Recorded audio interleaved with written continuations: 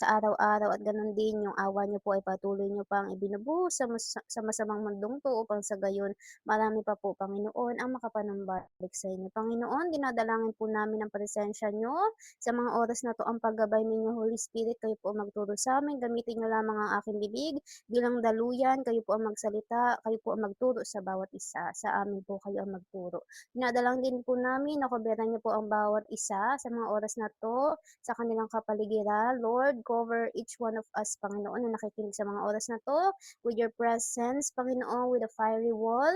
At dalangin po namin in spiritual realm, Panginoon. Kuberan niyo po kami na sa gayon anumang distraction gawa ni Satan, sa signal man yan, or sa paligid namin na maingay, Lord, ito po ay hindi magwagi in Jesus' name. Panginoon, idinadalangin din namin ang estado ng aming mga puso at isipan sa mga oras na ito. Kung sa aming puso, Panginoon, may nakikita po kayong seed ng ungodly, unrighteous, and lawlessness, Panginoon, na pag-uugali, Lord. Dalangin po namin na hugasan niyo po kami ng inyong banal na dugo, na sa gayon kami po ay maging karapat-dapat na tumanggap ng inyong salita, Panginoon. At dinadalangin din namin laman ng aming mga isipan, kung may nakikita man po kayong karumihan, or kung ano mang debate, kung ano pa mang kaguluhan na nakikita niyo sa aming isip, Lord, ito po'y alisin niyo, bigyan niyo po ng kapayapaan ng bawat isa, at ganoon din ang ways, Lord God, nang sa gayon ay mapagtagumpayan po ito, at ganoon din ang clarity ng revelation patungkol sa mga nangyayari sa amin na sa gayon, Panginoon, ito po ay maging malinaw sa amin in Jesus' name. Panginoon, idinadalangin ko din po yung mga kapatid po namin na wala pa dito, kayo na po ang bahala sa kanila. Idako niyo po sila dito sa live na ito, at kung sino pa man, Panginoon, ang ninais mo na makapakinig, Panginoon, sa mga oras na to, kayo na po, Lord God, ang dako sa kanila sa live na ito. At dalangin po namin na tanging kayo lang ang maihatid namin sa mga nakikinig, at gayon din yung faith, yung hope, yung repentance, Panginoon, ay maidirect, at dalangin po namin ang bawat isa ay patuloy niyo pong palaguin ang kanilang spirit sa espiritu na katulad sa inyo, Panginoon. Wisdom at ganoon din nananatiling humble ang mga puso. Lord, alisin niyo po yung pagiging self-righteous namin na hindi align sa inyong kalooban. Alisin niyo yung pride, yung idolatry, all the unforgiveness, bitterness, hatred, at kung ano pa man, Panginoon, na nasa aming puso, alisin niyo po ito, at kami po ay gawin niyo mapagkumbaba, mababa, Panginoon. At dinadalangin po namin na kayo na po ang bahala sa mga kapatid namin na nakaka-experience ng persecution, ganun din ng distraction, specifically po kasama doon si Sister Aya. Kayo po ang magbigay ng ways sa kanya, magbigay ng kapayapaan sa kanya, kayo ang magbigay, ang mag-reveal, Panginoon, ng rason kung bakit niya po ito nararanasan. Alam ko, Panginoon, namin na kayo ang Diyos na palaging kontrol sa lahat. Kaya alam po namin, Panginoon, na ito ay sa ikalalakas din, Panginoon, ng kanyang spiritual na buhay. Lord God, dinadalangin po namin yung buong live na ito ay maging matagumpay po. Ganun din yung magiging live ni Ate Tinay po mamaya, maging maayos po, Panginoon. Kayo po ang patuloy na gumamit sa dila ng bawat isa, na sa gayon na kingdom gospel niyo lamang, Panginoon, ang siyang maipahayag. At dalangin po namin na sa lahat na makakapakinig ay lagyan niyo po ng seed of faith, Panginoon, ang bawat puso, Panginoon, at gayon din kayo na po ang bumasa sa kanilang puso, sa kanilang intent, sa kanilang isipan. Kayo na po ang salita niyo ang humatol sa kanila, nang sa gayon, Panginoon, sila ay magkaroon ng takot sa inyo, na sa gayon, Panginoon, kami ay patuloy na magkaroon ng takot sa inyo, ng respeto, ng pagmamahal. At dalangin po namin sa bawat araw-araw na tulungan niyo po kami, turuan niyo po kami ma-in love sa inyo araw-araw. Igalang po kayo, mahalin ang aming kapwa, maging selfless, Panginoon. At yung fruit of the Holy Spirit, Lord God, kayo na po ang bahala na mag-sanctify at gayon din mag-purify sa amin, Panginoon, na sa gayon hindi po kami katulad ng mga parasi or mga mapagkunwari, Panginoon, na pakitang nananampalataya pero hindi naman pala. Pero, Panginoon, kayo ang nakakasigasat ng puso at isip ng bawat isa. Nadalangin po namin, bigyan niyo po kami ng puso at isip na katulad sa iyo. Gawin niyo po kami obedient, turuan niyo po kami na maging obedient sa inyo, at gayon din turo niyo po ang daan patungo po sa inyo, Panginoon, na sa gayon successful po kami makalabas sa masamang mundong ito, Lord God. Panginoon, hanggang dito na lang po ang aking dalangin. Sa inyo po namin tinataas ang mataas na papuri, pasasalamat, pagsamba, karangalan, lahat ng mabubuting bagay, Panginoon, ay sa iyo lamang, Lord God, at wala nang iba. Kayo po ang maitaas sa gawaing ito. In the name of Jesus Christ of Nazareth, in the name of the Father, and the Son, and the Holy Spirit, one God. Amen. Wait lang po check Amen. ko lang sinain ko. Brother Charles, mag-share Wait po lang, ba may kayo ng advertise tayo screen? yung sinain ko eh. Ng screen, Bro Charles. Nalilate po ata yung boses ko. Sakto lang ba siya, Brother Joe? Okay lang. Sana mag-share screen si Brother Charles para sa screen na lang ako magbasa. Ay, hindi. Sige, sa physical book na lang sa MBB tab.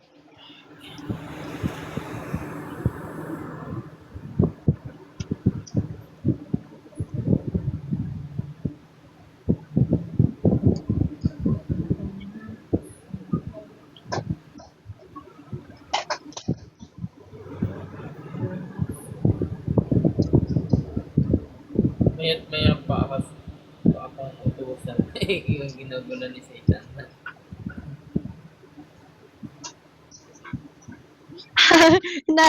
na ano po, nadidistract po kayo, Brother Charles. Maya't maya siya na inuutosan pag Brother Joe, parang ako before, utos ng utos. yun yung distraction ni Satan eh. Siguro yun para hindi ko makapag-focus. Okay lang po yan, Brother Charles. Ang mahalaga, di ba? Nakapagbasa tayo. Gagamitin niya yung mga yung family natin.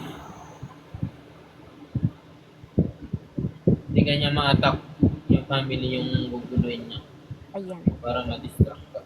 Amen. Talagang pamilya po ang unang gagamitin sa atin. Diyan tayo iikitasin ni Satan talaga. Sige, we'll start na tayo. Pasensya na, inano ko po yung sinaing ko. Mga matutong. Mayari ako. So, sabi po dito, sa ano na po tayo, chapter 14 na po tayo ng unang mga kronika. So, ito po kasi mga kronika, di ba po, ito ay kasaysayan na nangyari po noong mga nakalipas nating binasa. So, kasama na po dyan yung nasa 1st and 2nd Samuel, 1st and 2nd Kings, at sa iba pa po. So, sabi po dito, ito po ay patungkol sa ang pamilya po ni David. Mababasa din po natin yan sa pangalawang Samuel 5 verse 11 to 16. So, iisa lang kumbaga po yung nilalaman. Kumbaga katulad lang po nito.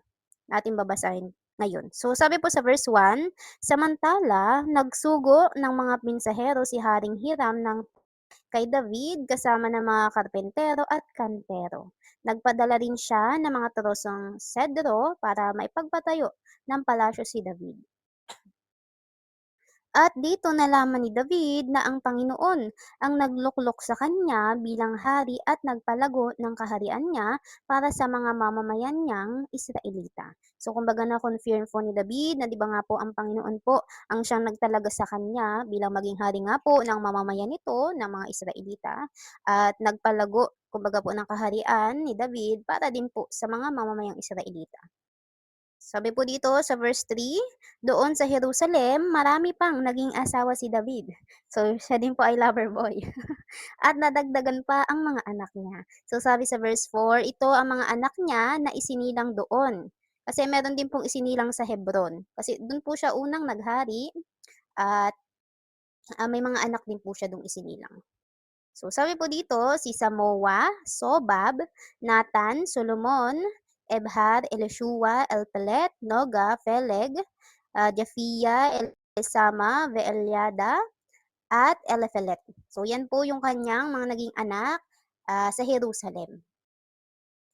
Ito naman po ay patungkol sa tinalo ni David ang mga Pilisteo. Mababasa din po iyan sa pangalawang Samuel, chapter 5, verse 7 to 25. So, parehas lang din po yung nilalaman nito. So, sabi sa verse 8, nang mabalitaan ng mga Pilisteo na si David ang piniling hari sa buong Israel, tinipon nila ang lahat ng sundalo nila upang hulihin siya. Ngunit nabalitaan iyon ni David at sinalubong niya sila. Verse 9, nang lusubin ng mga Filisteo ang lambak ng Rephaim, nagtanong si David sa Diyos, sasalakayin po ba namin ang mga Filisteo? Matatalo po ba namin sila? So dito makikita po natin na tinatanong muna ni David ang Diyos bago siya gumawa. So parang ganun din po talaga dapat nating gawin, 'di ba? Surrender at laging submitted sa kanya. Kasi nga po ang Diyos po ang magbibigay ng katagumpayan sa ating bawat gagawin.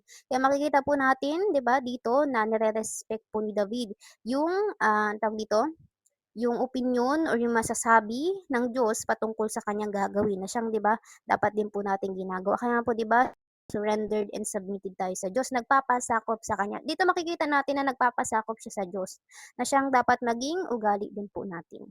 So sabi po dito, sumagot ang Panginoon, oo, lumakad kayo dahil matatalo ninyo sila. So ito po ay naging confirmation ng Diyos, 'di ba po, na siya ay sasamahan at bibigyan po ng katagumpayan. So 'di ba nga po kung ang Diyos ay panig sa atin, sino ang makakatalo sa atin? Pa. So sabi dito sa verse 11, kaya pumunta po si David at ang mga tauhan niya sa Baal Perazim at tinalo nila roon ang mga Filisteo. Kasi nga po 'di ba, talagang hindi BFF ang mga Israelita at Filisteo before, nag-aaway sila. Naglalabanan sila itong Filisteo at mga Israelita.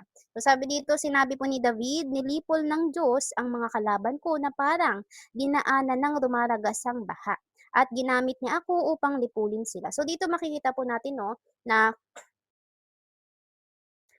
kung paano kumilos ang Panginoon. 'Di ba parang dumaragas ang baha. So talagang na-wash out lahat ng kalaban nila. At ginamit 'di ba nga po siya upang lipunin sila. So 'di ba, ina-acknowledge niya ang Diyos na ang Diyos 'di ba po ang kumilos sa kanya, kinasangkapan lamang siya. Kumbaga yung papuri 'di ba po hindi niya tinake na sa pamamagitan niya kundi dahil sa Diyos ginamit lang siya. So 'di ba parang katulad din po ng ginagawa natin ngayon 'di ba tayo ay nagiging vessel, instrument kasangkapan ng Panginoon nang sa gayon yung kingdom gospel niya 'di ba po ay maipalaganap. So, 'di ba, ang kailangan nating itaas lagi ay ang Diyos, kasi tayo ay kinakasangkapan niya lang. So, sabi po dito, kaya tinawag na Baal Perazim ang lugar na iyon. So, sabi po kasi dito sa physical book, ang meaning po ng Baal Perazim ay ang Panginoon ay parang rumaragas ang baha. Kaya yun po yung tawag sa lugar na iyon. So, sabi sa verse 12, di okay lang po kahit walang face. Ang mahalaga naman po yung mensahe ng Panginoon. Huwag na tayo mag-face reveal. Haggard ako diyan. So sabi po dito, kaya tinawag po na Baal-perazim ang lugar na iyon. Verse 12, naiwan po ng mga Pilisteo ang mga Diyos-Diyosan nila roon at nag-utos po si David na sunugin ang mga ito. So, yung mga Diyos-Diyosan, ng mga kalaban nila, mga Pilisteo, ay isinunog niya po. Kasi nga po kasuklam-suklam niya sa paningin ng Panginoon. So, di ba? Sinunog niya. So, sabi sa verse 13, muling nilusob ng mga Pilisteo ang lambak. At verse 14, kaya muling nagtanong po si David sa Diyos at sumagot ang Diyos sa kanya. Huwag ninyo agad silang salakayin, palibutan nyo muna at saka nyo sila salakayin malapit sa puno ng balsam. So dito makikita po natin no, na talagang yung words na nagbubuhat sa Panginoon ay talagang mahalaga bago tayo gumawa kumbaga ng ating mga plans. Kasi nga po 'di ba, hindi naman natin alam kung anong kahihinatnan nun, ngunit ang Diyos kita niya, 'di ba? Parang naka-bird's eye view ang Panginoon. Kaya nga po 'di ba alam ng Diyos kung ano yung patutunguhan natin, ano yung maaaring struggle, balakid na ating madaanan kasi nga po nakikita niya lahat. Kaya nga po 'di ba, dito natin makikita na kailangan talaga nating laging surrendered at submitted sa Panginoon nang sa gayon, 'di ba po, tayo ay magkaroon ng katagumpayan sa ating bawat gagawin. At makikita po natin dito 'no, na talagang ini-incorporate, I mean parang tawag dito, yung relationship talaga ni David sa Diyos. 'Di ba sinasalamin lang din na dapat gano'n din po tayo, na 'di ba nakikipag-usap sa Diyos, tinatanong niya about sa mga ganitong bagay. Kasi nga po, ang Diyos po ang nakakaalam na lahat at yun nga po ang gusto ng Panginoon, 'di ba po? Siya ang tanungin at sa kanya mismo natin malaman. Kaya po 'di ba, ayaw ng Diyos or ipinag-utos niya na ang mga tao ay huwag makipag-usap sa mga tao or sumangguni sa mga espiritista, kundi sa kanya sumangguni, sa kanya mismo magtanong sapagkat siya nga po ang mas nakakaalam. So, sabi nga po dito, verse 15, kaya ay kapag narinig nyo na parang may nagmamarchang mga sundalo sa itaas ng puno ng balsam, sumalakay kayo agad dahil iyon ang palatandaan na pinangungunahan ko kayo sa pagsalakay sa mga Filisteo. So, dito din po natin makikita yung confirmation ng Diyos sa pagsama at sa katagumpayan na ibibigay niya nga po kala David. So sabi sa verse 16, kaya sinunod ni David ang iniutos sa kanya ng Diyos. Dito makikita natin obedience, di ba po? Obedience ang gusto ng Diyos at after that, iba, binigyan siya ng katagumpayan sa pamagitan din ba po ng tulong ng Panginoon. At pinatay nila ang mga Pilisteo mula po sa Gibeon hanggang sa Gezer.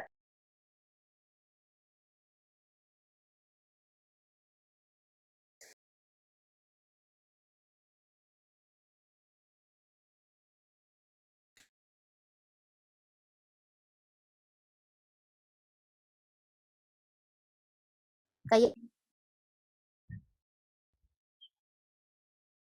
Puputol-putol ba, Brother Joe? Wala, Sister Nika. Kaya nga po, nawawala nga po. Sister Nika, nawawala po. Tahit sa Akala ko yung Constitution Abanan Espiritual ng ating Yes po. Mahina, sister. nagpuputol-putol po. Akala ko yung headset ko yung may sira.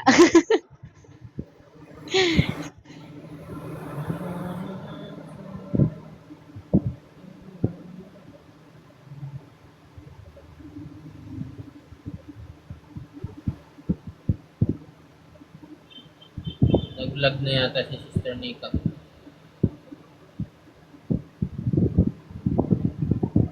Brother Joe, baka nag-run out na naman po.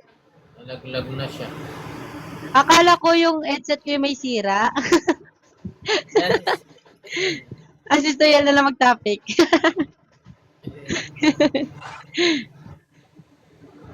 nawala na naman siguro na internet si Sister Nika. Opo.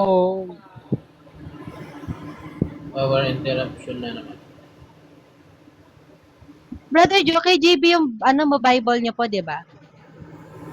Same lang dito sa pinadala ni sister. Maganda siya kasi yung English medyo lang, saktuhan lang siya. Patingin daw. Yung binigay ni Miss Tinay. Kay GB. Apo. Wow, praise God. Apo. Thank you kay Jesus and kay Sister Christine po. Praise God. May may English Tagalog ka na. Opo, kasi kinuha na po ni Mama yung isang Bible na English. Kaya ayun, wala akong magamit na English. Eto, praise God kasi may English na po. Ay na Sister Nika. Naputol. Ayan, bigla po palang nawala. Baka po sa signal. Akala ko nga po Sister Nika, may sira yung headset ko. Ngayon pala nag-lag po pala kayo. Ako pala may problema. Nawalan na Hindi internet siya- connection. Naghina po, pero meron naman pong wifi. Satan talaga. Wifi ginugulo po, na. Sister Ay. Sister, ulitin na lang po ba yung verse 16? Apo, doon po ba tayo Sige po. Ayan, sa verse 16 na lang po. Kaya ako ay parang huminto na naman si Brother Jonathan. Kapag huminto si Brother Jonathan, alam ko na yung internet ko.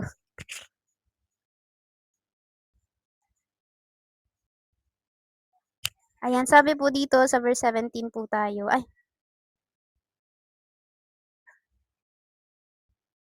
Ayun. Ay, dito pala. Okay. So, sabi po dito sa verse 16 po tayo mag-start ulit. Kaya sinunod po ni David ang iniutos sa kanya ng Diyos. So, dito makikita po natin ang obedience po ang ginawa ni David.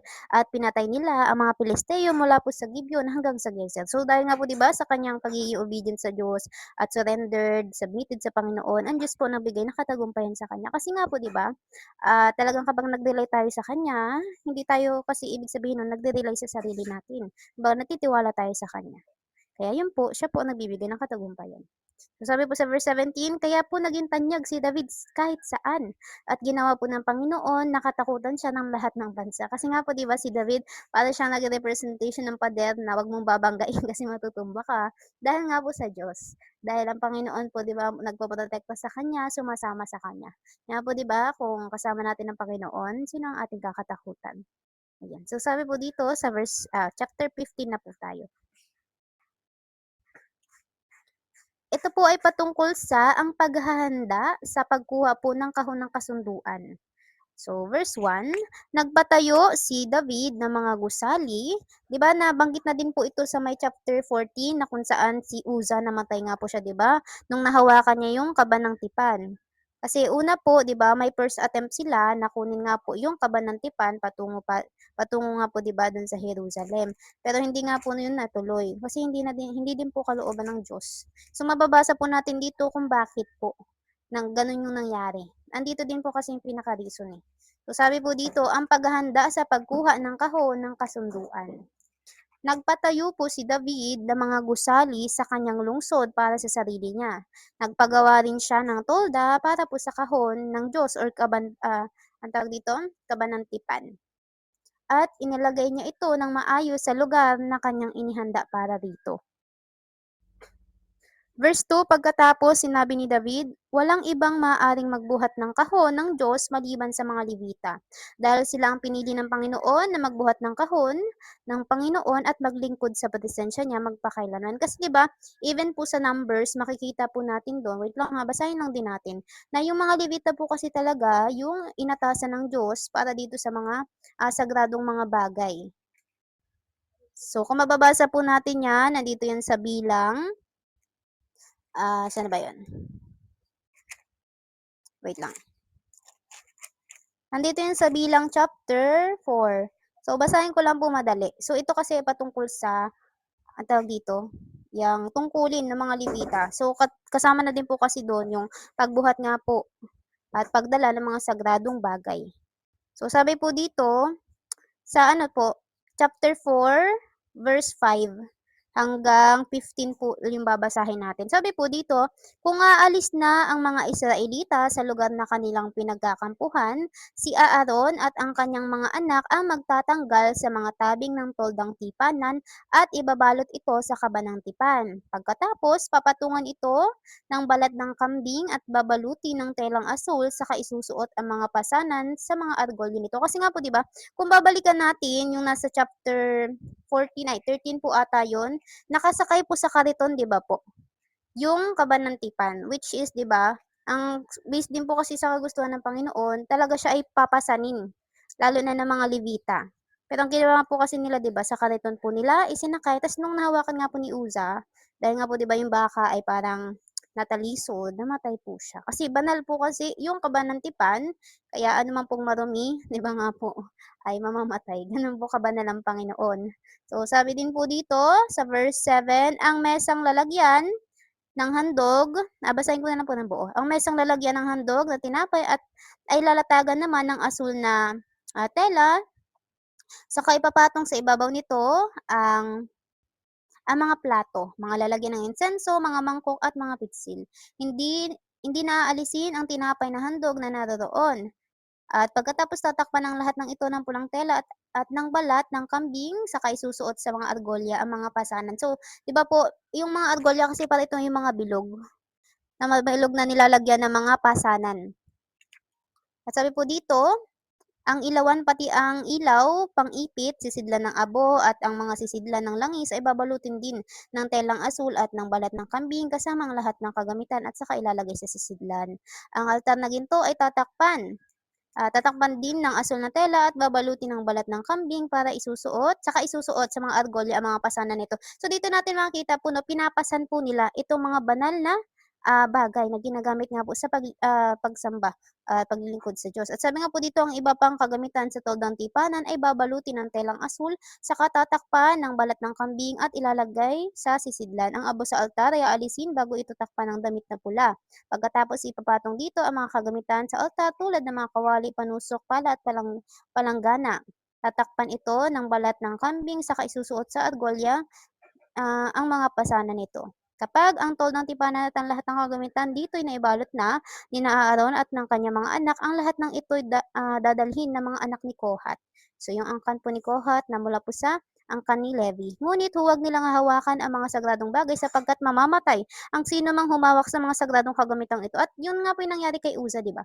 Nahawakan niya yung kaba ng tipan, which is 'di ba nga po doon nakaluklok ang Diyos sa mga kerubin. So, namatay po siya. At 'di ba nga po yung way po kasi ng pagdila nila ay nakakariton. So, kumbaga talagang dapat pasanin yung kaba ng tipan patungo nga po dun sa lugar na paglalagyan. O dun nga po sa Jerusalem na inanda ni David para doon paglagyan nga po yung kahon ng Diyos. Ano pa lang po tayo? Verse 2, tama po ba? Opo, verse 2 Ayan, pa lang verse po. 2 na po tayo. Pagkatapos, sinabi po ni David, walang ibang maaaring magbuhat ng kahon ng Diyos maliban sa mga Levita. Yun na nga po yung nabasa natin. Di ba po? Lalo na yung specifically yung angkan ni Kohat na mula sa angkan ni Levi. Sila po yung magdadala ng mga sagradong bagay.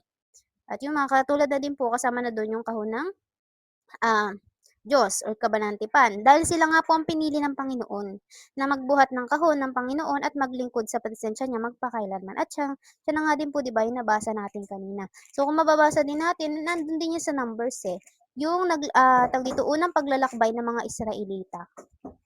Wait lang. So, mababasa natin yung dito sa Bilang, chapter 10, verse 21. So, sabi po dito, kasunod ng pangkat ni na Ruben, ang mga Levita mula sa angkan ni Kohat, dala ang mga sagradong bagay.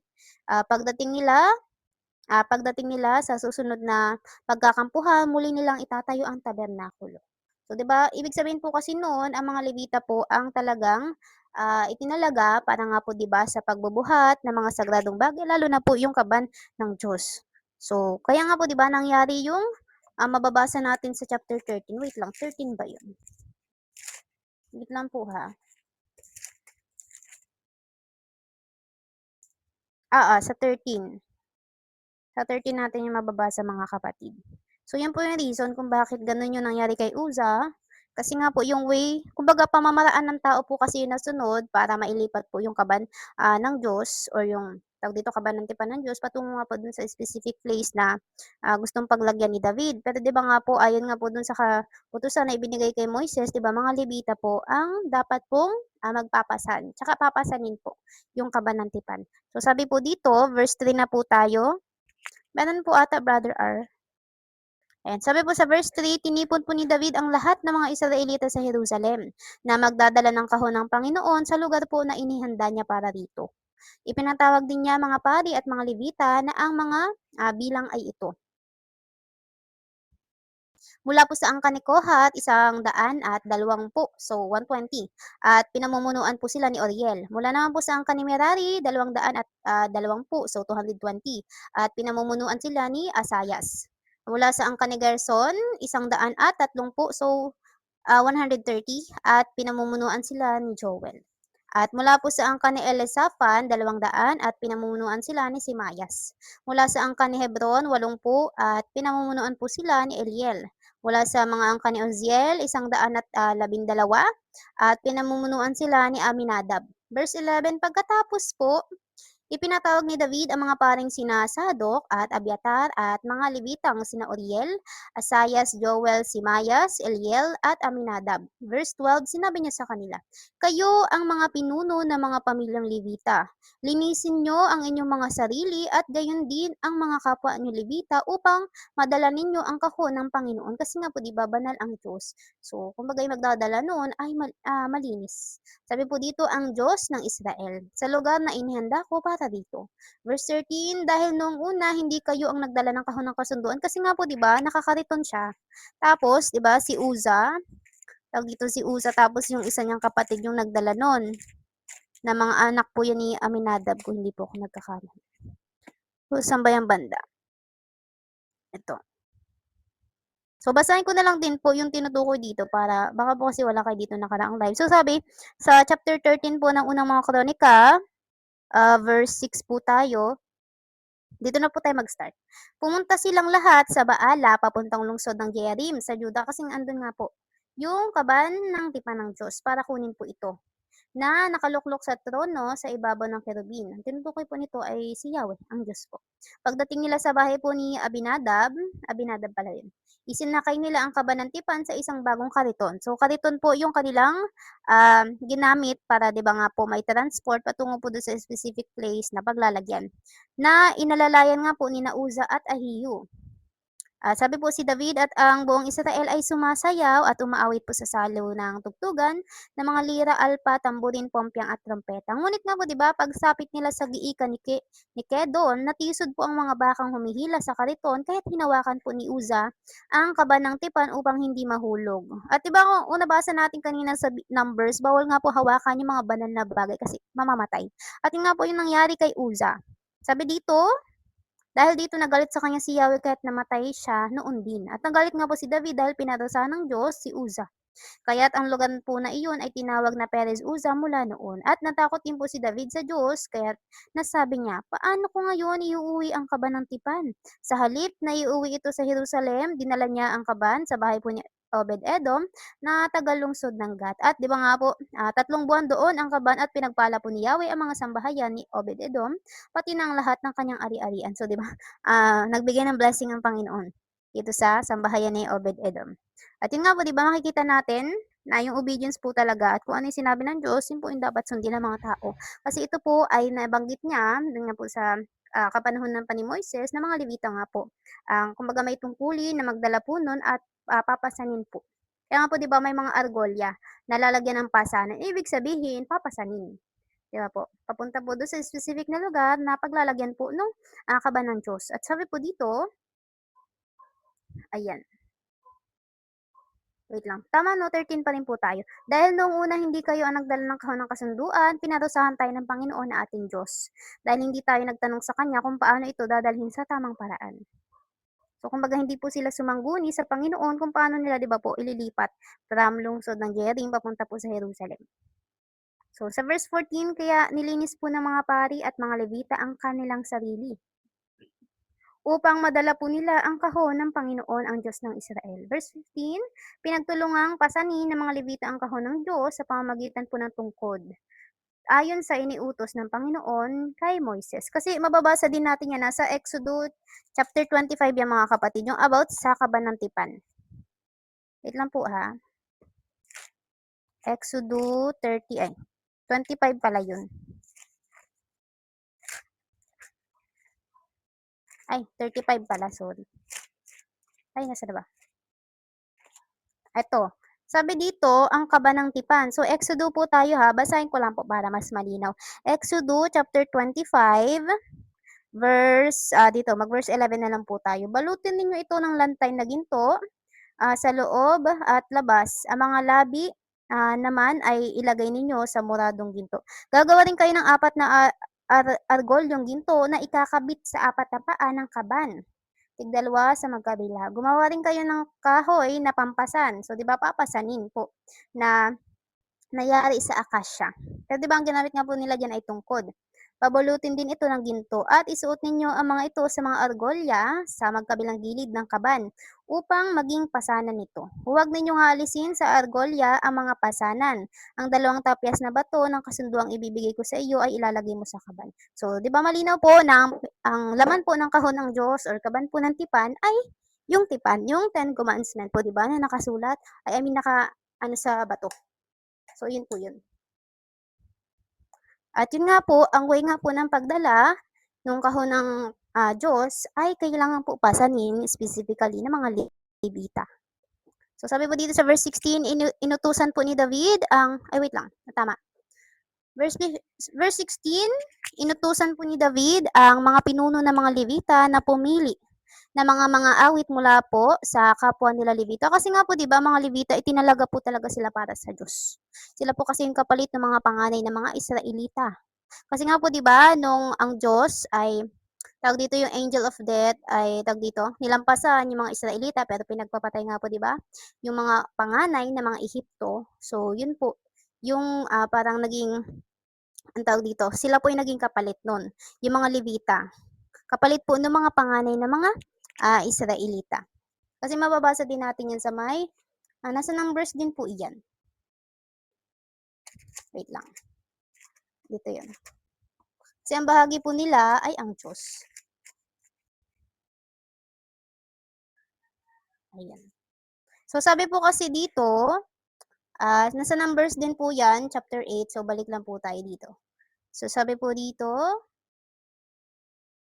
ayan. So, verse 30 ng chapter 8 ng Numbers or bilang, ilaan mo ang mga Levita sa akin bilang natatanging handog at ilagay mo sila sa ilalim ng pamamahala ni Aaron at ng mga anak nila. Ganyan mo sila ibubukod mula sa sambayan ng Israel at sila'y magiging akin. Pagkatapos mo silang linisin ayon sa kautusan at may alay kay Yahweh bilang natatanging handog, magsisimula na sila sa paglilingkod sa toldang tipanan. So, dito man natin makikita kailangan po ng paglilinis, di ba? Yun din ginawa ng mga Levita dito sa may Chronicles chapter 15 na kung saan 'di ba naglinis po muna sila bago nila pasanin yun nga pong kahon ng kasunduan. Kasi nga po mamatay sila kasi banal po yun eh. So sabi nga po dito sa verse 16, nakalaan sila sa akin bilang kapalit ng mga panganay na lalaki ng Israel. So 'di ba po sila naging kapalit nitong mga panganay na lalaki ng mga Israelita. Yung lahi po ni Levi, 'di ba po, mga Levita. So sabi sa verse 17, ang mga panganay ng Israel ay ay itinalaga kong maging akin ng gabing lipulin ko, so ito po yung reason, ng gabing ilipulin ko ang mga panganay ng Ehipto. Kaya sila ay akin, maging tao man o hayop. Pinili ko ang mga Levita bilang kapalit ng mga panganay ng Israel upang makatulong ni Aaron at ng mga anak nito sa paglilingkod sa toldang tipanan sa paghahandog para sa katubusan ng kasalanan ng Israel. So, di ba before, mga puro sacrifice pa, pero ngayon, di ba nga po, ang Panginoon Kristo through the blood of Jesus Christ. Kaya po, di ba, nauso po ang repentance because of Him. Kaya grabe 'di ba po yung grace ng Diyos sa atin. So sabi dito sa ganoong paraan ay mailalayo ang mga Israelita sa panganib na mamatay kapag sila'y lumapit sa sanktuaryo. So yun. Kasi nga po makakalapit lang sa Diyos ay yung mga pinili niya at itinalaga niya. At 'di ba? So naswerte natin kabilang tayo doon. Natagpuan natin yung kingdom of God. So sabi po dito, sa pag-aawit, so sabi po kasi diba sa verse 16, inutusan po ni David yung pinuno ng mga Levita na pumili sila ng mga awit mula din po diba sa kapwa nila Levita. Sa pag-awit ng masasayang awitin na tinugtugan ng mga lira, alpa at pompiang. Kumbaga, magpe-praise sila. Kasi diba, ay, ang tawag dito, Spirit wants to be worship. So, ganun din po. Espiritu ng Panginoon, yung kanilang wini-worship sa pamamagitan po nito ng pag-awit nila, ng masasayang awitin, tapos, di ba po, may mga, tawag dito, tinugtugan ng lira, alpa, at pompiang. Kaya nga po, di ba, talagang may something sa music, kasi nga po, iyon ay transport at tawag dito, way of worship. So, 'di ba, nasa atin na lang din kung sino yung sinosomon or tinatawag mong espiritu kapag nakikinig ka or kumakanta ka ng specific na awitin. Pero dito nga po ito ay para sa Panginoon. So, sabi sa verse 17, kaya pinili po ng mga Levita si Heman na anak po ni Joel, ang kamag-anak nilang si Asaph na anak po ni Berechias. At mula sa angkan ni Merari na si Etan na anak po ni Cosaias. So, kung hindi po ako nagkakamali, yung si Heman po na anak ni Joel, ayan po ay anak ni Samuel. Kasi nabanggit po yan dito sa may chapter 6 ng unang mga kronika. Opo, anak po yan ni Samuel, si Heman. Ay si Joel. So, apo niya po si Heman. At sabi po dito sa verse 18, ang piniling tutulong sa kanila ay ang mga kamag-anak nilang sina Zacarias, Jazael, Semiramot, Jehiel, Uni, Elia, Benayas, Maasyas, Matatayas, Elefelehu, Mekneyas, at ang mga tagapagbantay ng pintuan na sina Obed-edom at Jeiel. At verse 19, ang pinagkatiwalaang tumugtog ng mga tansong pompiang ay sina Heman, Asaph at Etan. At yun na nga po, di ba, yung nabanggit kanina. So, kung makikita natin dito, ay parang tawag dito, wait lang, kasi yung sa angka ni Levi, di ba, tawag dito, binubuo siya nung angka ni Gershon, ni Merari, at ni Kohat. So, parang sa tag-iisang lahi na yon kumuha po. So, sabi po dito, sa verse 20, ang pinagkatiwalaang tumugtog ng mga lira sa matataas na tono ay sina Zacarias, Aziel, Semiramot, Jehiel, Uni, Ulyab, Maasyas, at Benayas. Ang pinagkatiwalaang tumugtog ng mga alpa ay sina Matatatyas, Mati, Tayas, Elefelehu, Mekniyas, Obed-edom, Jeiel, at Azazias. Ang pinagkatiwalaang manguna po sa pag-awit ay ang pinuno ng mga Levita na si Kenanias dahil mahusay po siyang umawit. So dito makikita po natin na may something dun sa mga sound, sa pagtugtog, and also yung pagbibigay ng mga, ang tawag dito, tungkulin. Kasi kung mababasa dito, may mataas na tono, 'di ba? May gumagamit ng pompiang, merong gumagamit ng lira, merong gumagamit ng alpa, may sa trumpeta, pero walang nabanggit na drums, no? Tama po ba? Ano po bang Tagalog ng drums? Drums talaga, ganun. Pero gano'n pa man, sabi nga dito sa verse 23, ang pinagkatiwalaang magbantay po ng kahon ay sina Berechias at Elkana. Ang pinagkatiwalaang magpatunog ng trompeta po sa harapan ng kahon ng Diyos ay ang mga pari na sina Sibanayas, Josaphat, Netanel, Amazaya, Zacarias, Benayas at Eliezer. Sina Obed-edom at Jehiyas ay ang mga tagapagbantay din sa kahon. So, dito naman po, dinala ang kahon ng kasunduan po sa Jerusalem. Mababasa, tambol po ba yun? Ay, yun. Hinatay yung tambol. Pero wala, brother, walang nabanggit. Bigla akong napaisip eh, kung drums niya. Sorry na, nalimutan ko na yung mga meaning. Tagal ko na din kasing naging elementary. Sinisi pa talaga. So, ganun pa. Sabi, mababasa din po yan sa pangalawang Samuel 6 verse 12 to 22. So, sabi po dito, ito po ay about sa pagdala ng kahon ng kasunduan sa Jerusalem. Kaya masayang pumunta po si David at ang mga pinuno ng Israel at ang mga pinuno po ng libo-libong sundalo sa bahay po ni Obed-Edom. Kasi nga po, di ba, nandun po yung kahon ng Diyos. Di ba? Doon po iniwan ni David upang kunin po ang kahon ng kasunduan ng Panginoon. Verse 26, at dahil tinulungan po ng Diyos ang mga Levita nang dalhin nila ang kahon ng kasunduan ng Panginoon, ibig sabihin walang namatay. Kasi nga po 'di ba, nung pinakauna may namatay si Uza kasi inahawakan niya. Kaya nga po 'di ba, mababasa din natin sa nasa Numbers din 'yan eh, yung patungkol sa paalala ng Diyos dito nga po sa mga angkan ni Kohat kasi baka mamatay kapag nga po 'di ba nahawakan. So sabi po dito sa verse 17 sa chapter 4 po ng Bilang, sinabi po ni Yahweh kina Moises at Aaron, huwag ninyong pababayaang mapahamak ang sambahayan ni Kohat kasi nga po sila ay nagdadala ng mga sagradong kagamitan. At sabi po dito, sa paglapit nila sa mga ganap na sagradong kasangkapan, para hindi sila mamatay, ituturo sa kanila ni Aaron at ang mga anak nito kung ano ang dapat nilang dalhin at kung ano ang dapat nilang gawin. So dito po 'di ba, ginabayan sila ng Panginoon para walang mamatay sa kanila. Doon nga po sa paglipat nila ng kahon ng kasunduan ng Diyos. Sabi po dito, naghandog po sila ng 7 batang toro at 7 tupa. Verse 27, nagsuot po si David ng damit na pinong lino, pati po ang lahat ng Levitang bumubuhat ng kahon, ang mga awit at si Kenanias. Wait lang po.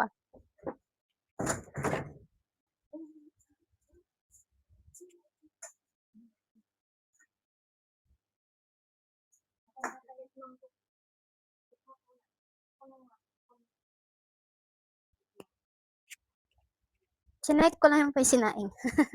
Nadudutong na yun. So sabi mo dito, at si Kinanayas na siyang pinagkatiwalaang manguna po sa pag-awit. Nagsuot din po si David ng ephod na gawa po sa pinong lino. At dinala po ng lahat ng mga Israelita ang kahon ng kasunduan ng Panginoon ng may kagalakan. So nagkakasayahan po sila. Diba? Habang dinadala nila yung kahon ng kasunduan patungo nga po sa Jerusalem. Sabi po dito, pinatunog nila ang mga tambuli, trompeta at pompyang. So ito na ba yun, yung tambuli? Ito ba yun yung drums? Hindi ako nakapag-research eh. At pinatugtog ang mga lira at mga alpa. So sabi sa verse 29, nang papasok na ang kahon ng kasunduan ng Panginoon sa lungsod po ni David, dumungaw po sa bintana si Mikal na anak ni Saul. Ito po kasi ay asawa ni David. Opo. Ang alam ko ito yung pinakauna niyang asawa eh. 'Di ba po? Nung kapanuhanan pa ni Saul. Kasi dapat yung panganay ata na anak ni Saul, pwede ba nga sa iba ipinakasal. And daw itong si Mikal, na kung saan 'di ba nga po, parang sandaang balat ng tinulian ng mga, di ko alam kung Filisteo or kung anong lahi yun. Kaya 'di ba po naasawa niya si Mikal. So sabi po dito, nakita niya si Haring David na palukso-lukso. Ibig sabihin talagang todo bigay talaga ang pagsayaw at ang tawag dito, yung pagbibigay puri sa Panginoon itong ni Haring David at sumasayaw po sa tuwa. Ngunit nga po, nainis siya ng labis sa hari. So, 'di ba, parang hindi niya maunawaan siguro kung bakit ginagawa ng hari. So, siguro feeling niya o kaya naman naka-feel siya ng shame dahil sa ginagawa ng kanyang asawa. Pero 'di ba nga po ang naging consequence nun, hindi po siya nagkaanak. Dahil dun sa sinabi niya kay David, parang yung kinonfronta niya na si David patungkol dun sa ginawa. Kasi nga po, hindi naman po iyon parang, ang tawag dito, masama sa paningin. May mga babae din po kasi doon. So parang yun din parang naging reason ni Mikal na hindi ba nahihiya si David dun sa mga babae na nakakakita. Pero 'di ba nga sabi ni David na marangal yung tingin ng mga babae sa kanya. Kumbaga ang may problema yung the way or perspective ni Mikal dun sa ginawa niya.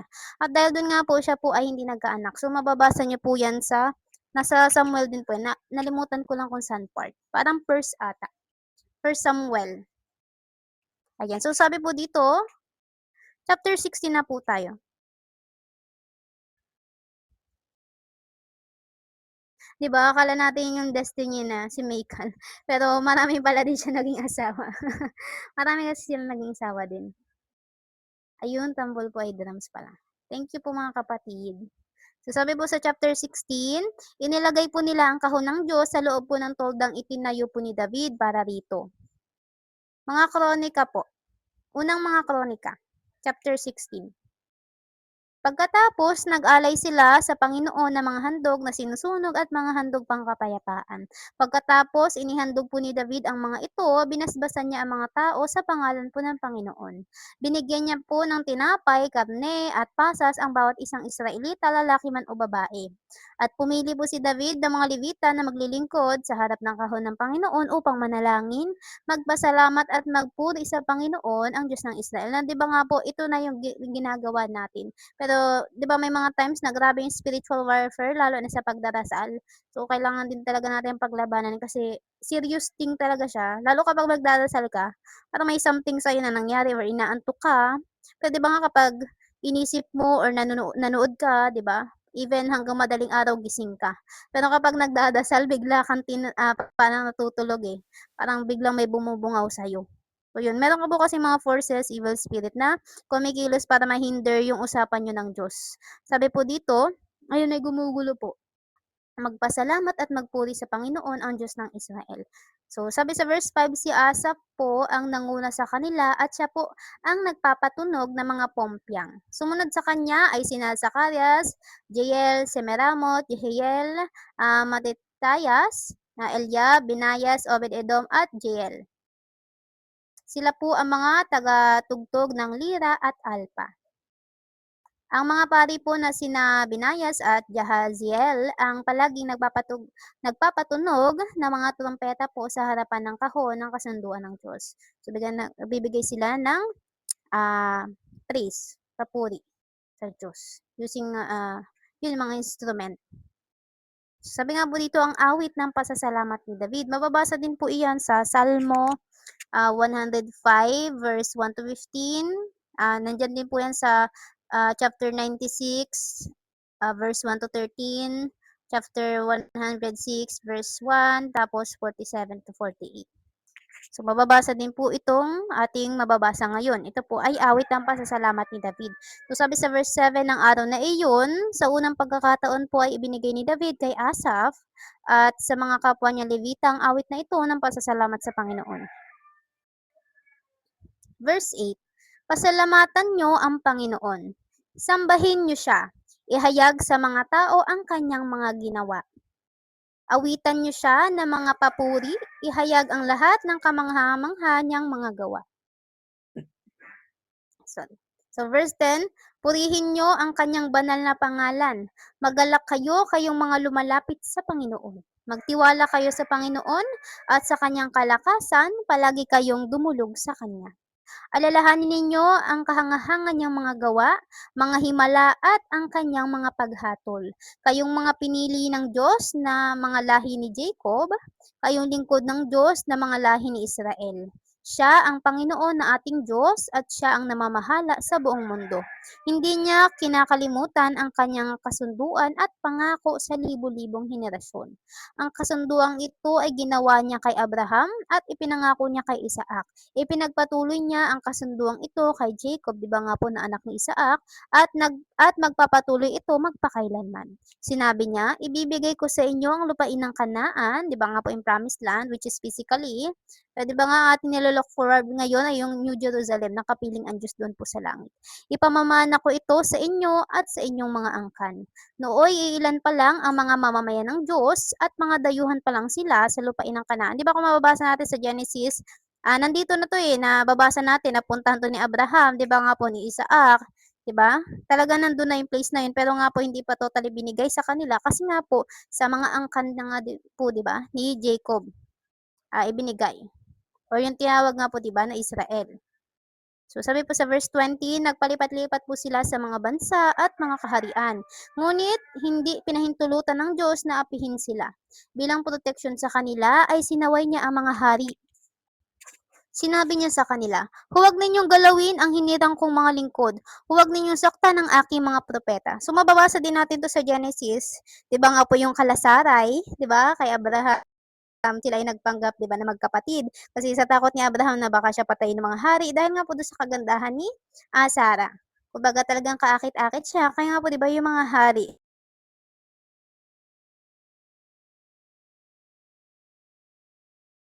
kuha siya, 'di ba para maging asawa. Hindi niya naman po nagalaw si Sarah. At dahil nga po malaki yung takot niya sa Diyos. At parang sa panaginip po ata nagpakita or nagbigay ng mensahe ang Panginoon dito sa hari na 'to na kumuha nga kay Sarah para gawing asawa. At yun nga po 'di ba, talagang kapag ikaw ay tawag dito, mamamayan ng Diyos, talagang hinirang niya, walang makakagalaw sa'yo kahit sino. 'Di ba, grabe. Kahit nga po 'di ba yung kay David, hinahabol siya ni Saul na parang sobrang obsessed si Saul sa kanya para patayin siya. Kasi nga po yung jealousy ni Saul kasi inalisan na siya ng presensya ng Diyos at sumasama na nga po iyon, kumbaga na kay David na po yun. At dahil doon 'di ba naging tinik nga ito si David para kay Saul at gusto niyang patayin. Pero nga po 'di ba, hindi ibinigay ng Diyos si David sa kanya, 'di ba? Siya pa nga yung muntikang patayin 'di ba po ng ilang beses ni David, pero dun makikita po 'di ba, yung respeto ni David para po sa pinili ng Diyos which is si Saul na unang maging hari. So 'di ba yung humbleness, dun makikita natin yung puso po 'no, yung puso yung tinitingnan ng Diyos, yung humbleness at yung obedience sa Kanya. So sabi sa verse 23, "Kayong mga tao sa buong mundo, umawit kayo sa Panginoon. Ipahayag ninyo sa bawat araw ang tungkol sa pagliligtas niya sa atin." Na 'di ba nga po na araw-araw nating, ginagawa. Para nang sa gayon yung mga lordship niya, 'di ba po makatagpo ng kapahingahan, 'di ba po? At gayon din matagpuan yung kingdom of God, yun nga po yung holiness ng ating mga puso at talagang magkaroon ng pakikipag-isa sa Panginoon sa pamamagitan ng, through our spirit.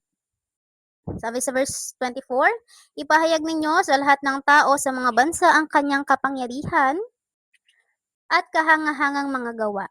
Dahil dakila ang Panginoon at karapat-dapat papurihan, dapat siyang katakutan ng higit kaysa sa lahat ng mga Diyos.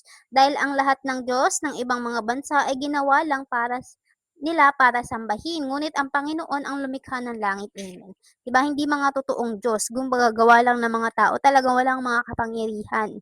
Kumbaga, mga demonic entities yung mga naka-attach doon. Pero diba, Hindi grabe naman po din, no? nakakapagsalita, Sister Nika. Amen. Pero grabe yung bulag po talaga no ni Satan sa kanila. Even though rebulto lang yun, talagang sinasamba nila. So 'di ba grabe yung spiritual blindness nila. Tsaka yung makikita natin lalo sa mga simbahan, specifically Catholic, grabe yung pagka-devoted nila, 'di ba po? Pero hindi nila alam na hindi po pala yun ang totoong Diyos. Hindi po yung Diyos na buhay. Kasi nga, for sure, si Satan talaga yung sinasamba nila. Yun po kasi to, 'di ba nga po, galit na galit nga doon ang Diyos. So, kung binabasa niyo po ang salita ng Panginoon, mabubuksan ang inyong mata ng espiritual at malalaman niyo na mali po pala ang inyong sinasamba kung kayo po ay Katolik.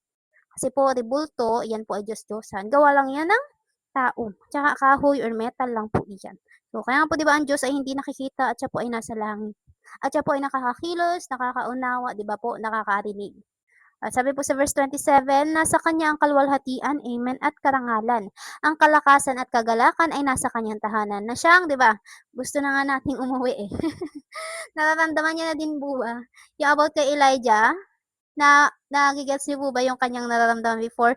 Nung hinahabol siya ni Jezebel para patayin siya. Kasi nga 'di ba pinatay niya yung mga propeta ni Baal po ata yun. Tapos sabi niya gusto niya na daw mamatay. Pero 'di ba nga po binigyan po siya, ng Diyos ng inumin at pagkain. At 'di ba nga po parang 2 times po ata siya nun pinakain, eh. Tapos 'di ba nga po yun yung nag-sustain sa kanya sa 40 days and 40 nights niyang paglalakbay patungo po doon sa bundok ng Diyos or sa bundok ng Sinai. So parang gano'n din po 'no, yung kalakasan ay binibigay sa atin ng Diyos para makapagpatuloy patungo sa Kanya. Oo nga 'no, patungo sa Kanya kasi yung bundok ng Sinai 'di ba bundok po yun ng Diyos, so parang gano'n din po yun.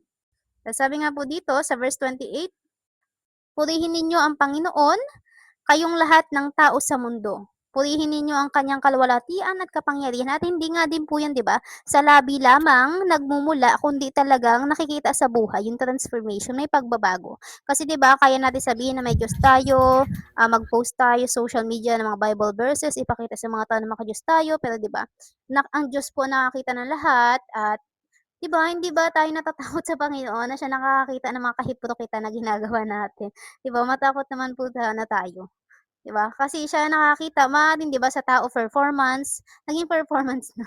Nakikita nila na talagang parang ano maka-Diyos ka, pero yun pala 'di ba may pride ka pala sa puso mo, meron ka palang idolatry sa kapwa mo, 'di ba? Ikaw pala ay sexual immorality. Kaya nga po 'di ba, ang Bible ang ating freedom at yan ang ating, yun nag-aalis ng talukbong sa ating mga mata para 'di ba malaman natin yung totoo. Na siyang 'di ba nga po na patuloy nating nalalaman sa araw-araw at 'di ba kung makikita natin simula nung tinanggap natin ang Diyos talagang sine-separate niya tayo sa mundong 'to. Nawawalan tayo ng desire sa mga bagay, mga events, 'di ba para sa atin ang boring, walang buhay, walang kabuluhan yung ginagawa ng mga tao sa mundo. So parang gano'n din po. Kasi nga ang isip at puso natin ay sineset na ng Diyos sa unseen world. 'Di ba po? Do'n na sa pagbabalik niya. Kaya nga 'di ba parang tayo ay separated na sa kanila at boring na sa atin dito at saka yung realization din natin na wala tayong kapahingahan at dito sa mundong 'to. Sa kanya lang talaga, sa kanya lang talaga. Kasi kahit saan po tayo magpunta lagi tayong ma-encounter na, may masamang mangyari dahil nga po, sa mga taong, merong, demonic entities or evil spirit na naka-attach sa kanila na gagamitin 'di ba, para pitasin yung inis mo, para magkaroon ka ng unforgiveness sa kanila. Kaya 'di ba yung kapahingahan ay sa Panginoon po talaga, wala dito. Kumbaga yun din po 'di ba yung ating nilo-look forward na ngayon. At sabi nga po dito, verse 29, "Ibigay ninyo sa Panginoon ang mga papuring nararapat sa kanya." At iyon na nga po yung ating, pagsunod sa kanya, 'di ba po? Through our life, 'di ba, yung pagtalikod natin sa mundong 'to, yan po ay papuri na din sa Panginoon kasi nakikita sa buhay natin yung liwanag niya, 'di ba, nire-represent niya na natin siya sa iba. Sabi po dito, "Magdala kayo ng mga handog at pumunta sa kanyang presensya." Yun na nga po yung obedience natin. Yan na po yung handog natin, 'di ba, na talagang follow Him, Jesus Christ, 'di ba? Denying ourselves, crucifying our flesh at pagsunod sa kanya, obedience. Kasi kung isa-sum up natin yung tatlo, about yun sa obedience, eh. Kasi yung denying yourself, ah, hindi mo anuhin yung kagustuhan mo, kagustuhan ng Diyos ang susundin mo, so obedience yun sa Kanya. Yung crucifying your flesh siyempre 'di ba kalaban ng espiritu ang laman, so kapag ang espiritu ang talagang inano mo sa yung sarili, yun ang binuhay mo at pinatay yung pagnanasa ng laman mo, doon 'di ba po, masusunod mo ang kagustuhan ng Panginoon at lalo na follow Him. So lahat ng yun, yung tatlong yun ay about sa obedience. Pagsunod sa Panginoon sa kagustuhan niya, sa kalooban niya at hindi sa sarili mong kagustuhan. Isa ka gusto ng iyong laman. Yes, Brother Jonathan? Offer our body without happiness to the Lord. Amen po. Ayun po. At sabi nga po dito, sambahin ninyo ang Panginoon sa kagandahan ng kanyang kabanalan. Na siyang 'di ba nga po dito pa lang, tayo ay pinapabanal na ng Holy Spirit. Inaalis niya na yung masasama nating pag-uugali. Yun po yun. Sina-sanctify yung ating mga ugali. Kasi yung mga evil spirit na nasa atin before, kahit nasa mga tao ngayon, yan po kasi evil spirit. Yung pagiging mainitin ng ulo, masakit magsalita, because of the evil spirit na naka-attach po yan sa kanilang soul. At yun nga po, di ba, yung tinatabas, inaalisan ng kapangyarihan ng Holy Spirit. At di ba nga siya na yung nananahan sa ating mga puso ngayon. Ayan po 'di ba? Yung motive at intents natin ay nag-iiba, the way din natin mag-isip at tingnan yung mga bagay-bagay. Kasi nga 'di ba, everything is spiritual. So kunyari ang pamilya mo, kung sino man sa, relatives mo may galit sa'yo, ibig sabihin ginagamit sila ni Satan, 'di ba po? Nagiging aware tayo spiritually kung bakit nangyayari mga gano'ng bagay and because, tawag dito, ginagamit sila ni Satan para alisan ka ng peace, lalo na 'di ba po, kapag you know the truth at nasa iyo nagbe-bear ka ng light, 'di ba? We are the salt and the light of this world. So, aalisin ni Satan yung light na yun sa'yo, kaya ginagamit niya, 'di ba, specifically yung pamilya natin, to distract us. Gano'n din, 'di ba, to steal our peace. Sabi nga po dito sa verse 30, patuloy po tayo, "Matakot kayo sa Kanya, kayong lahat na nasa sanlibutan." Amen. Pero ngayon nga po 'di ba, talagang yung, takot 'di ba, tawag dun, the fear of the Lord left the church kaya 'di ba, walang kabatasan yung turo na hindi po nakakapag-transform ng buhay ng ibang tao. Kaya 'di ba nga po kapag tayo nagkaroon ng takot sa Kanya, doon yung wisdom na buhat sa Kanya ibibigay sa atin, yung karunungan kasi maunawaan natin lahat na makasalanan pala talaga tayo, na akala natin mabuti tayong tao pero hindi pala talaga. At gano'n din sabi po dito, matatag niyang itinayo ang mundo at hindi ito mauuga. Magalak ang langit at magsaya ang lupa. Ipahayag nila sa mga bansa, naghahari ang Panginoon. Amen. At 'di ba nga po, naghahari talaga ang Panginoon natin ngayon, lalo na spiritually. Talagang pinapabagsak niya na yung mga gawa ni Satan, yung mga 'di ba? Kaya ang dami natin na ano ng mga testimony na napalaya sila parang sa pit of hell na talagang yung dati nilang pagkatao na nasa darkness, para silang nasa tubig na kinuha ng Diyos, 'di ba? Well, Para it representation is katulad nung working kay to ano create the Peter. spiritual sister. Kasi hindi natin siya nakikita eh.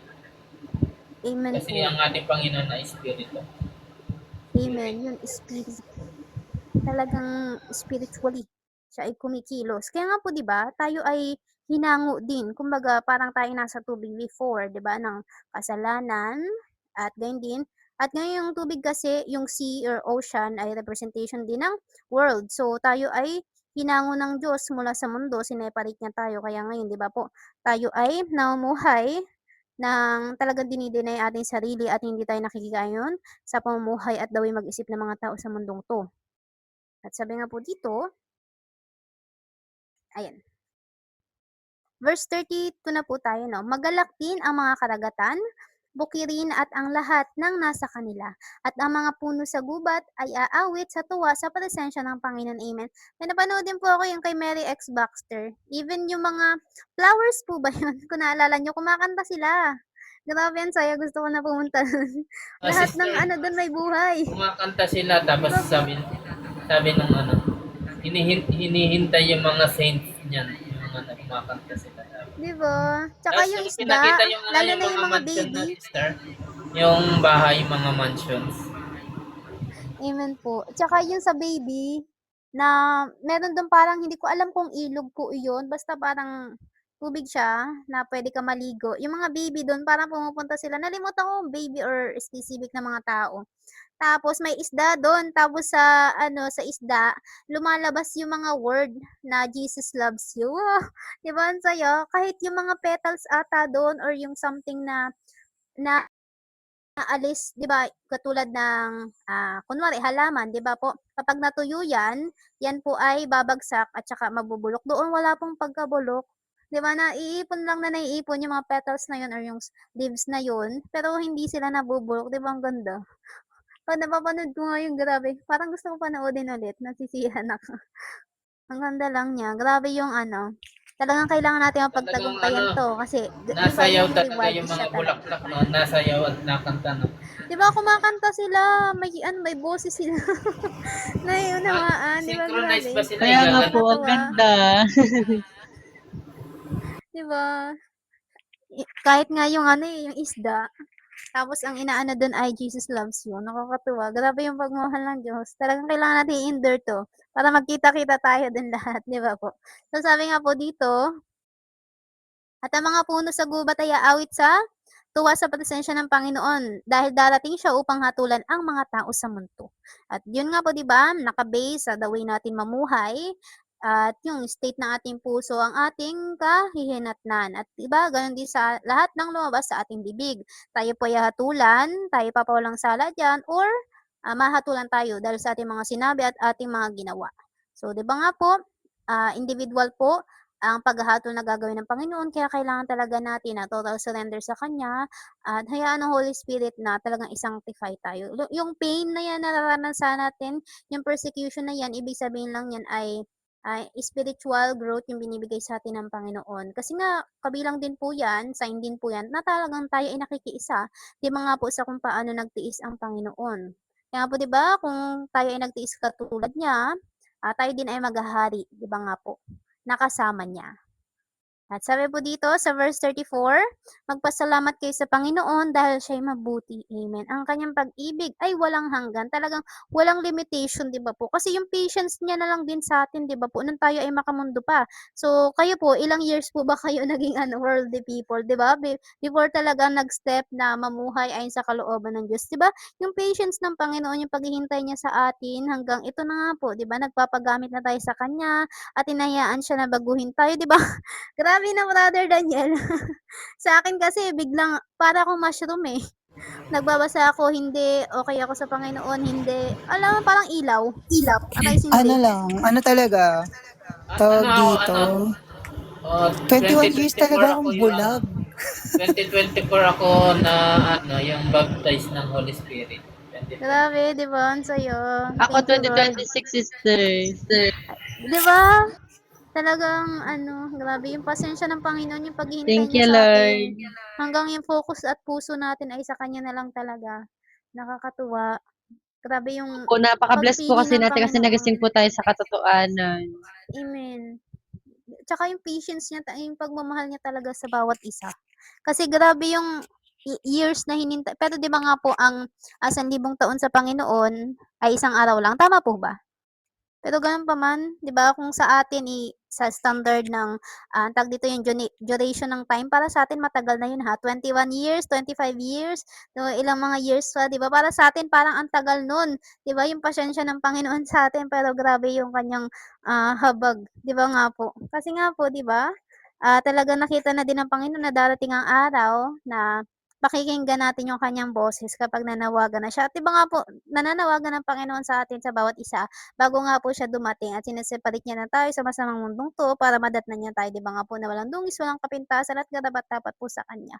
Kaya magpatuloy lang po tayo sa kanya, talagang surrender at talagang seryosohin natin yung spiritual life natin. Kasi 'di ba nga po yung ating mga ginawa dito sa mundong 'to, yan po ay magiging mirror lang din ng ating eternal na buhay at magkakatalo na lang po kung, kay Team Satan kayo sasama or sa Panginoon. So, ganun pa man po, sabi nga po dito sa verse 35, manalangin kayo, iligtas nyo kami, O Diyos na aming tagapagligtas, tipunin nyo po kami at palayain nyo po kami sa mga bansa.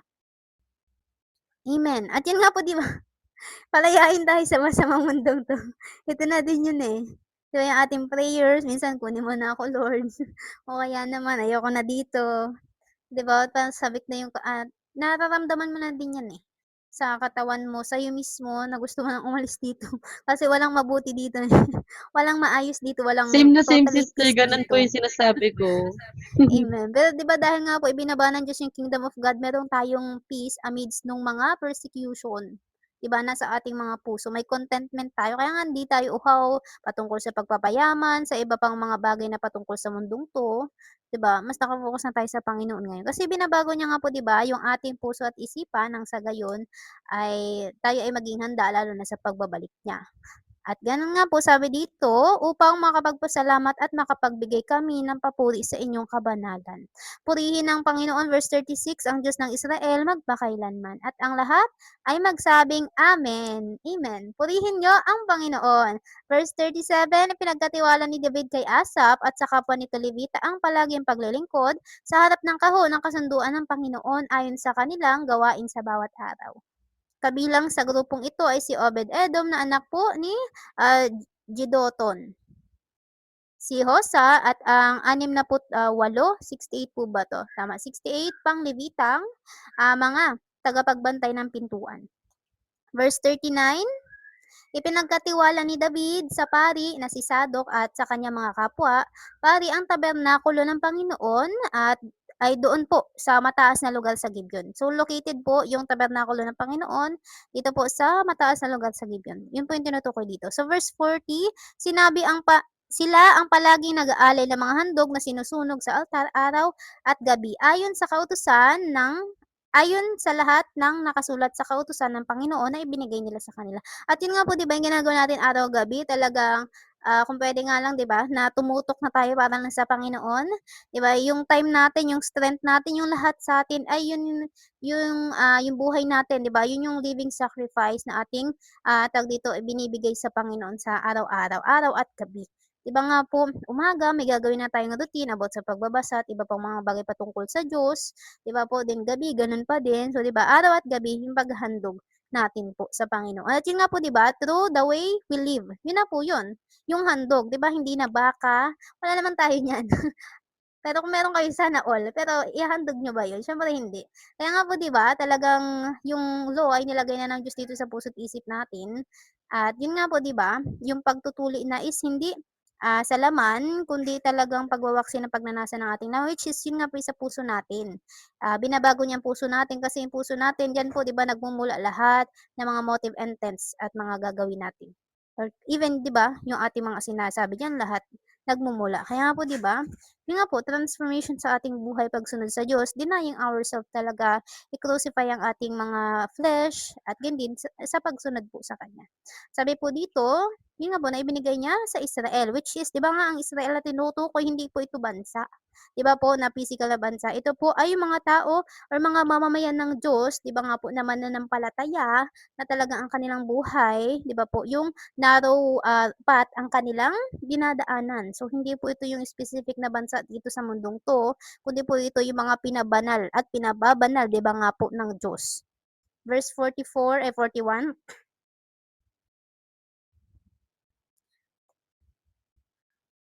'Di ba mahirapan nga magabuloy ng 500 yung baka pa 'di ba ate o kaya tupa wala naman tayo niyan. Pero 'di ba tingin niyo Jesus for the love talaga at yung blood sacrifice na ginawa ng Panginoon 'di ba nga po, para yung obedience na lang po 'di ba at yung ating buhay, yung pagtalikod sa kasamaan ng mundong 'to at sa ating sariling kagustuhan ang maging, tawag dito, maging handog 'di ba nga po sa harapan niya. Yung obedience po talaga. So sabi po dito, verse 41, kasama rin nila sina Heman, Jeduthun at ang iba pang mga pinili sa pag-awit ng pagpapasalamat sa Panginoon dahil sa pag-ibig niyang walang hanggan. Amen, 'di ba? Wala nga po talaga. 'Di ba kung paanong ang tawag dito yung distansya ng langit at lupa, ng silangan at kanluran, 'di ba po? Kumbaga beyond measure ang pag-ibig ng Diyos sa atin. Verse 42, tungkulin ni Heman at Jeduthun ang pagpapatunog ng mga trompeta, pompyang at ng iba pang mga instrumento na ginagamit sa pag-awit sa mga awitin para sa Diyos. Ang mga anak naman ni Jeduthun ang pinagkatiwalaang magbantay sa pintuan. Verse 43, pagkat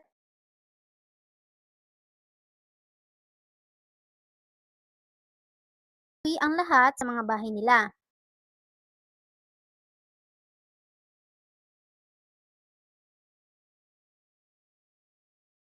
Kasi nga po ng mga kronika, ASD version, ang pangako ng Diyos kay David. So mababasa din po natin yan sa pangalawang Samuel chapter 7, verse 1 to 17. So sabi po dito, noong nakatira na si David sa kanyang palasyo, sinabi niya kay Nathan na propeta. So si propeta Nathan po ito. Itong nagsalita na 'to.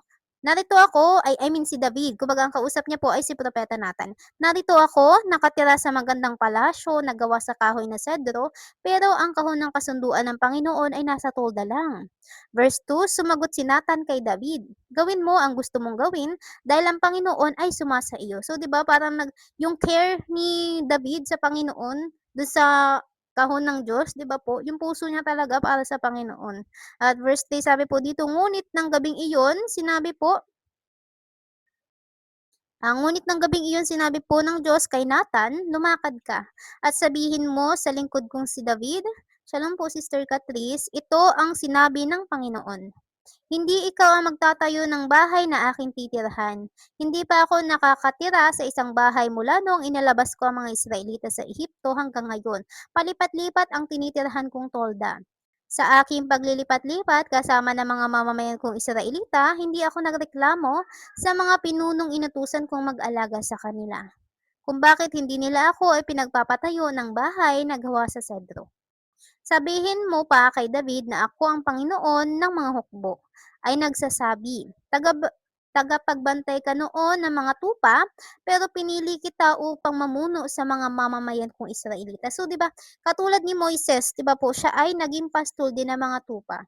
So, di ba, yung kanilang ginawa before ay merong malaking, ano nga po, di ba, gagampanan. Lalo na sa, tag dito, tungkulin na ibibigay sa kanila ng Panginoon. So sabi dito, pero pinili kita upang mamuno sa mga mamamayan kong Israelita.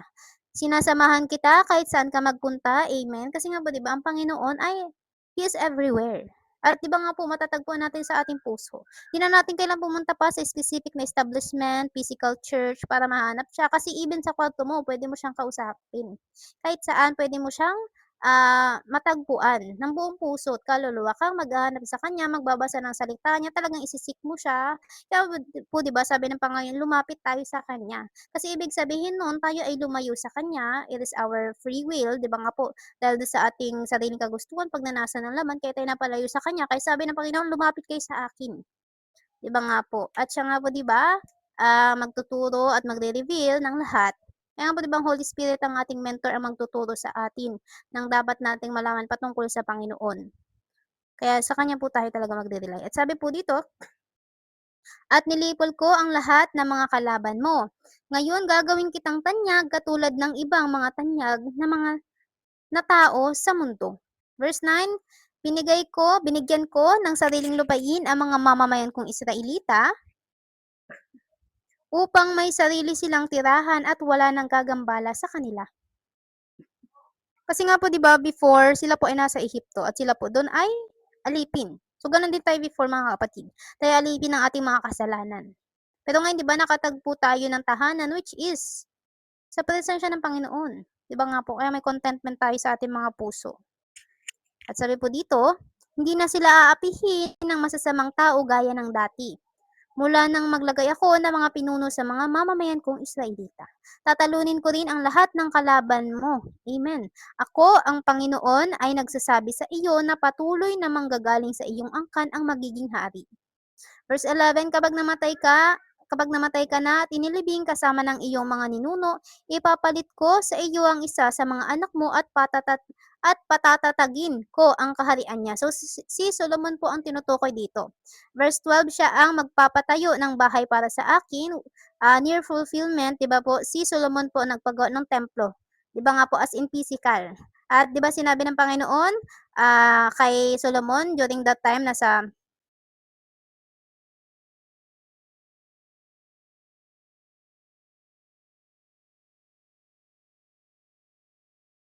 Sir, nawala po. Sister, nawala ka na naman. Wala na. Atak na naman. Baka naano na naman po yung signal, Brother Jo. Hindi ba ako naglalag? Ayan. Nalaglag na. Nalaglag na.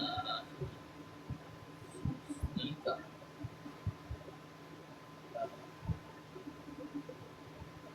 Bye.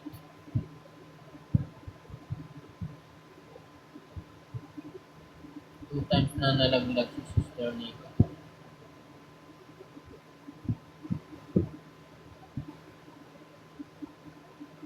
Pwede po visit na.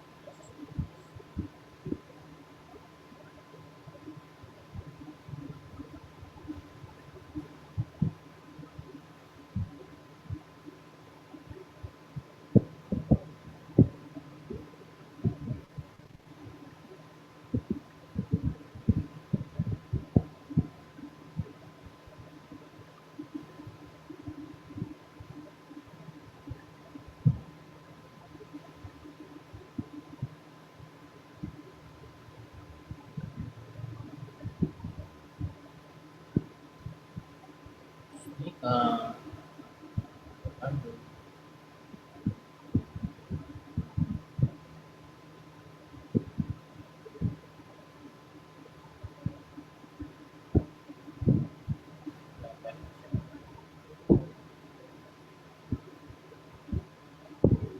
Text na lang muna tayo. Wala pa naman siya. Burnout po daw, Brother Jo. Na-expand na rin po daw. Baka worship na lang. Grabe talaga yung ano ni Satan, no, Brother Jo. Talagang ano niya talaga yung ano. Worship muna tayo. Bila,